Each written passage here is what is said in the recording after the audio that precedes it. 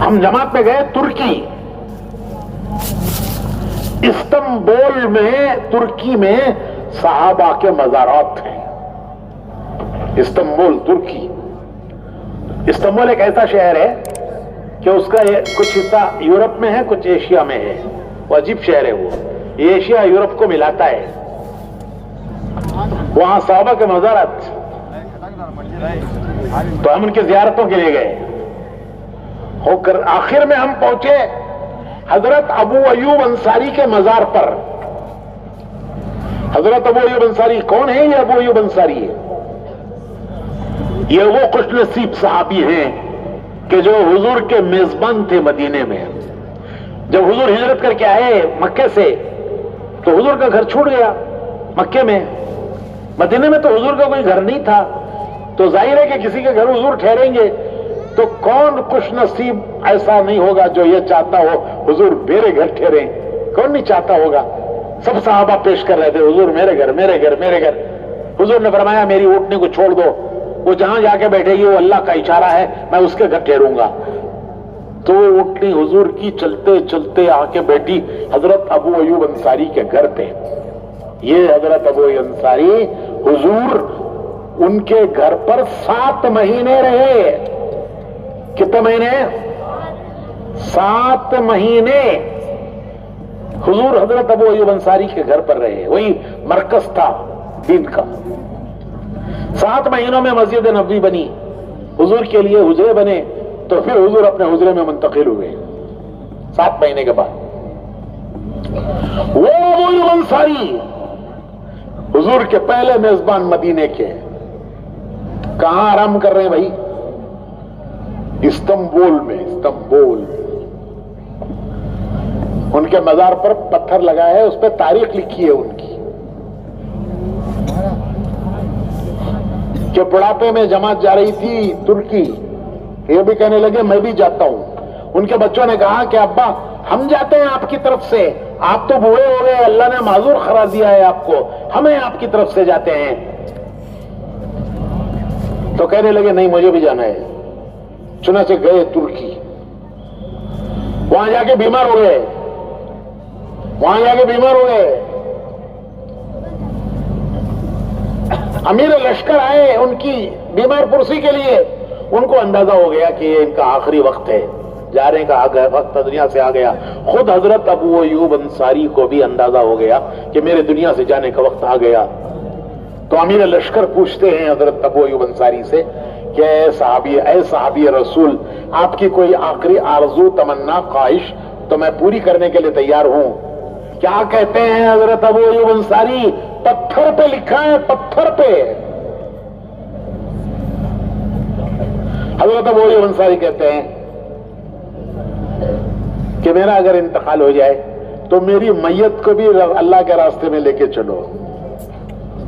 کہ زندہ تھا تو اللہ کے راستے میں چلا، مر گیا تو میری میت بھی اللہ کے راستے میں چلی. جو تمہاری منزل ہو وہاں مجھے دفن کرنا. تو وہ انتقال ہو گیا. ان کی وصیت کے مطابق صحابہ ان کی میت کو لے کے چلے. منزل تھی استنبول. وہاں جب پہنچے تو قلعے کی دیوار کے نیچے ان کو دفن کیا. یہ ان کی قربانیاں ہیں. دنیا میں دین پھیلا، دنیا میں دین پھیلا. ان کی سب سے بڑی قربانی مکہ مدینہ جیسے شہر چھوڑے انہوں نے. ارے مکہ مدینہ ہر ایک کی تمنا ہوتی ہے کہ میری خبر وہاں بننا، لیکن انہوں نے وہ شہر چھوڑے. کیوں چھوڑے؟ کہ حضور کا پیغام تھا کہ میں نے تم تک پہنچایا ہے، آگے پہنچانا تمہارا کام ہے. انہوں نے اپنا فرض سمجھا، اپنا مقصد سمجھا، حضور کی امت کا مقصد سمجھا. اور بڑی سب سے ان کی قربانی، انہوں نے مکہ اور مدینہ جیسی بستیاں چھوڑی. اس کی برکت پورا ترکی مسلمان ہے. ترکی میں کوئی غیر مسلم نہیں ہے. کوئی باہر سے کام کرنے کے لیے گیا ہو، حکومت کا کوئی آدمی ہو، کوئی ملازمت پہ گیا ہو باہر والا، وہ ہیں غیر مسلم. ورنہ ترک کے معنی مسلمان. پہلے زمانے میں ہمارے کرناٹک میں ہم نہ سب مسلمانوں کو ترکرو بولتے تھے، معلوم ہے؟ بوڑھے آدمی پوچھو بولتے پہلے ہم نہ سب یہاں کرناٹک میں کیا بولتے تھے؟ ترکرو کا تو کیا ترکی سے اس کہتے ہیں ہمیں سب، کیونکہ ترکی پورا مسلمان، یہ مسلمان ہے وہاں سے جائز بھائیو ان کی قربانیاں تھیں. ارے اللہ کے راستے میں جاؤ جی جماعت میں کہتے ہو، ہمیں ہڈیاں نہیں چھوڑ رہی. کیا نہیں چھوڑ رہی بولو؟ 150 ہڈیاں. انہوں کیا چھوڑے؟ ارے کیا چھوڑے بھائی؟ مکہ مدینہ چھوڑے، دنیا میں چلے گئے. خبریں ترکی میں استنبول میں کئی صحابہ کے مزارات ہیں.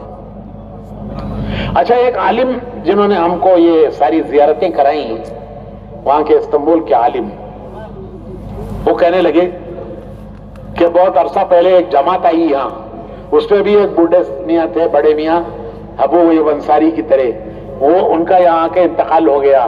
ان کا معاملہ قاضی کے پاس گیا. وہاں قاضی جج ہوتا ہے، قاضی کو جج کا پاور ہوتا ہے. تو قاضی کے پاس کیس گیا، ان کو کہاں دفن کرنا؟ یہ پردیسی ہے، غیر ملکی ہے. تو قاضی نے پورا ان کا کیس بنایا کہ کیوں آئے ہمارے ملک میں، تحقیق کی. کاروبار کرنے آئے، مال کمانے آئے، نوکری کرنے آئے، ملک گھومنے آئے، کئی کو آئے؟ تو قاضی نے آخر میں فیصلہ لکھا کہ یہ مرحوم کے معنی ان پر اللہ کی رحمت ہو، ہمارے ملک میں اس کام کے لیے آئے جس کام کے لیے ابو ایوب انصاری آئے تھے. قاضی نے لکھا، فیصلہ کیا کہ ان کو ابو ایوب انصاری کے قبرستان میں دفن کرو، کیونکہ یہ بھی اسی کام کے لیے آئے جس کام کے لیے ابو ایوب انصاری آئے تھے.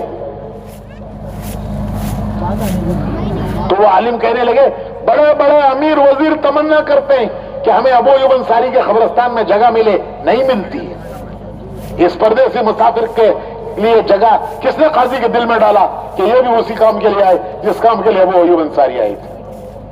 بس بھائیو آخری بات ہمارے اجتماعات بیانات سنانے کے لیے نہیں ہیں.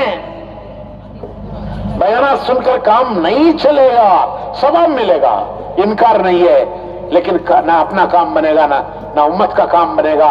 اگر ہم یہ چاہتے ہیں ہمارا بھی کام بنے، امت کا بھی کام بنے، ہمیں کچھ کرنا ہوگا. ہمیں کچھ کرنا ہوگا. کیا کرنا ہوگا؟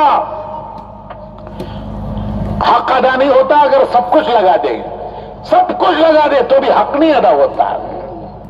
صحابہ نے سب کچھ لگایا، لیکن ہمارے زمانے کے کمزوروں کو دیکھ کر قرآن حدیث سے مولانا الیاس صاحب نے ایک سمپل پروگرام دیا. کیا دیا بھائی؟ Simple program. ہمارے ذوق کی وجہ سے حق ہے سب لگا دو تو بھی نہیں ادا ہوتا.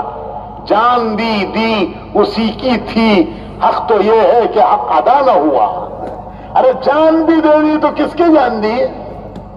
کیسے لائے تھے کرائے کو؟ جان دی اسی کی تھی، حق تو یہ ہے کہ حق ادا نہ ہوا. لیکن ہم کمزور ہیں، ضعیف ہیں. تو مولانا الیاس صاحب نے قرآن حدیث سے ایک نسخہ نکال کے دیا. کیا نسخہ؟ کہ بھائیو ارے 10واں حصہ دین کے لیے دے دو، 9 حصے تمہاری دنیا کے لیے، تمہارے بیوی بچے، کاروبار، گھر، کاروبار، تمہاری زندگی کی ضرورتیں. خواہش تو نہیں پوری ہونی، اس کے لیے 9 حصے دے دو. 1 حصہ 10 میں کا 1 وہ اللہ کے دین کے لیے دے دو. کل قیامت میں اللہ تمہارے ذوق کو دیکھ کر فرمائیں گے کہ چلو ان کو بھی ان کے ساتھ حشر کر دو. کل قیامت میں قرآن حدیث میں بشارتے ہیں کہ جن کا راستہ پکڑا تھا قیامت میں اللہ ان کے ساتھ حشر کریں گے. ان کی منزل کو نہیں پہنچے لیکن راستہ ان کا پکڑ لیا تھا، تو کل قیامت میں اللہ ان کے ساتھ حشر کریں گے.